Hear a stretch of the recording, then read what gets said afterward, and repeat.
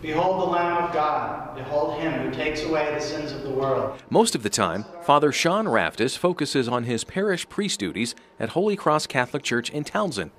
But sometimes he just can't help being a kid. It's just kind of an adult version of a very juvenile game.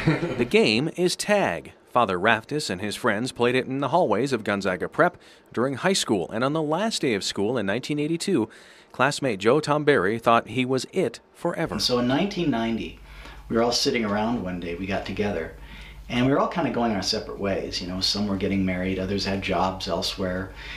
And we decided, hey, it'd be a good idea to have mercy on Joe and basically bring back the tag game. Classmates and now attorney Pat Schulteis drew up a legal agreement with 3 rules. The game is live in February, there are no geographic restrictions, and there are no tagbacks. But there have been some interesting taggings from creative disguises. Last year, Joe Tomberry dressed up as an elderly Italian gentleman, and then another friend, he dressed up as an elderly woman. He put a shawl on. To unexpected surprises. I got in a friend of mine's trunk, he picked me up, and we conspired to tag Joe, and I popped out of the trunk and tagged Joe. Even traveling halfway around the world. He and his wife were going to Munich. One of my friends and his wife were working in Munich, so he actually went from Spokane to Munich, Germany. Father Raftis has yet to be tagged in church and doesn't foresee that happening. I think it's too easy of a target if I'm in Mass. And so I think once I set foot out the rectory or after Mass or before Mass, all bets are off. This friend of mine says you're like a deer in elk hunting season. The number of tags can vary. Some years it's less than 10.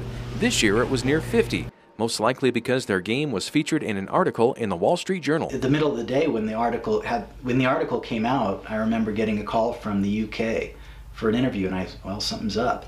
The whole day, Facebook was going crazy. They were getting a lot of hits on the Wall Street Journal. It went international. ESPN and CBS also came calling, and there's even talk of a movie starring Will Ferrell and Jack Black. Despite the unexpected notoriety, Father Raftis says the real message behind the game remains friendship. And so when you take a step back, you can understand it isn't necessarily about us. It's about, appreciating and keeping in touch with good friends throughout the years. In Townsend, Tim McGonigal, MTN News.